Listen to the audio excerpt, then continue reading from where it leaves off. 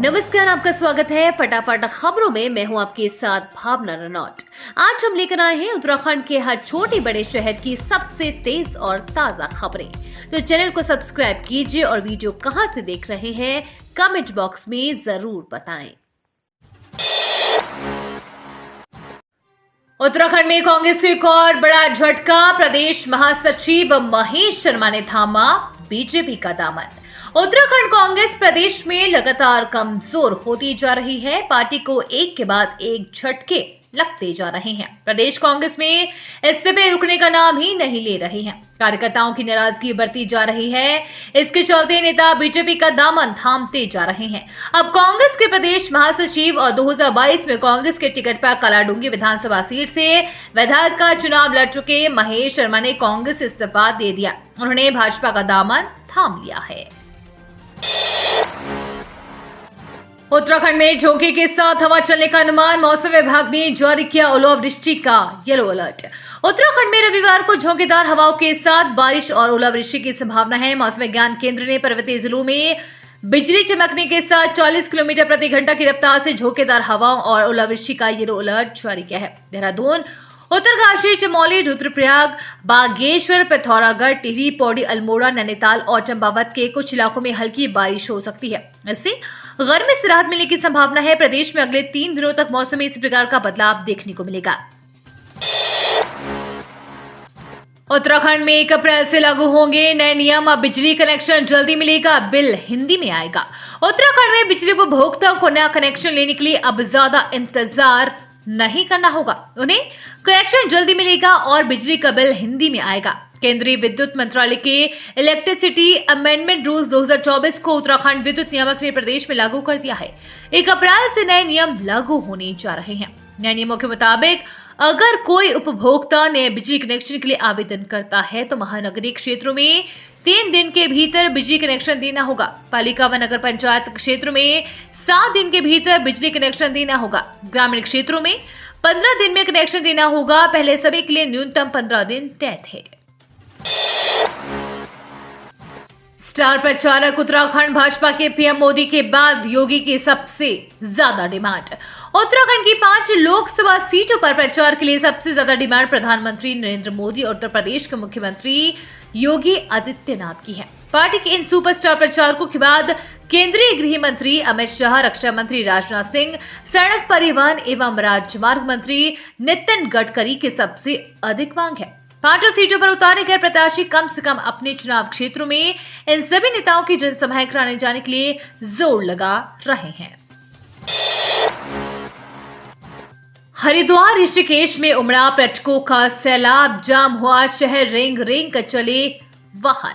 हरिद्वार और ऋषिकेश में वीकेंड और गर्मियों की छुट्टी का असर रविवार को देखने को मिला। यहाँ दिल्ली, एनसीआर, हरियाणा, हिमाचल, पंजाब, राजस्थान और पश्चिम उत्तर प्रदेश से बड़ी संख्या में पर्यटक पहुंचे हैं। दोनों ही जगह होटल, धर्मशालाएं पैक हैं।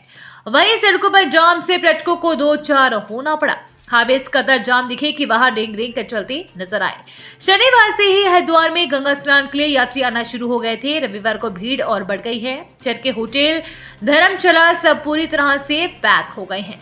मनसा देवी और मां चंडी देवी के दर्शन के लिए रोपवे पर भी लंबी लाइन देखने को मिली।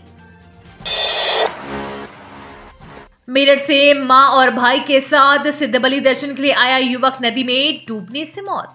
मेरठ से मां और भाई के साथ रविवार को कोटद्वार के सिद्धबली मंदिर में दर्शन के लिए आए एक युवक की नदी में डूबने से मौत हो गई है। युवक की मौत से परिवार में कोहराम मचा हुआ है। कोतवाल मणिभूषण श्रीवास्तव ने बताया कि वासु व्यास पुत्र सुधीर शर्मा निवासी सेक्टर 2 शास्त्री नगर मेरठ अपनी मां व भाई समेत शहर के अन्य लोगों के साथ एक बस में सवार होकर कोटद्वार के सिद्धबली मंदिर दर्शन के लिए आए थे। पुलिस की छुट्टियां और नाइट पास रद्द। धार्मिक स्थलों पर चलेगा क्लीन स्वीप। सीएम मोदी मैदान में पीएम की प्रस्तावित रैली का निरीक्षण करने रुद्रपुर पहुंचे तो पुलिस प्रशासन भी नानकमता डेरा कार सेवा के प्रमुख बाबा तरसेम सिंह की हत्या के बाद हत्या आरोपितों की तलाश करने में सख्त हो गया है। एसएसपी डॉक्टर मंजुनाथ टीसी ने जिले भर की थाना और चौकी पुलिस को रेड अलर्ट मोड पर रहने को कहा है। साथ ही जिले में पुलिस अधिकारी और कर्मचारियों की सभी प्रकार की छुट्टियां और नाइट पास रद्द कर दिए गए हैं।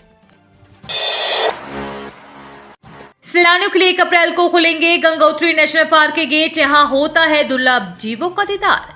विश्व प्रसिद्ध गंगोत्री नेशनल पार्क के गेट 1 अप्रैल को पर्यटकों के लिए खोले जाएंगे, जिसके बाद पर्यटक गड़तागली, नेलांग और गोमुख तपोवन की सैर कर सके। भले ही गंगोत्री और गोमुख के बीच कई स्थानों पर हिमखंड के कारण ट्रैक अवरुद्ध है। हिमखंड की बर्फ हटाने और पिघलने में भी अभी समय लगेगा। ऐसे में केवल पर्वतारोही पर्यटकों को ही गोमुख तपोवन जाने की अनुमति मिल सकती है। आम पर्यटकों को गोमुख तपोवन की ट्रैकिंग के लिए इंतजार करना पड़ेगा। स्कूल में बच्चे संग गंदी हरकत करता था टीचर, धार्मिक रूप से भी प्रभावित करने के आरोप।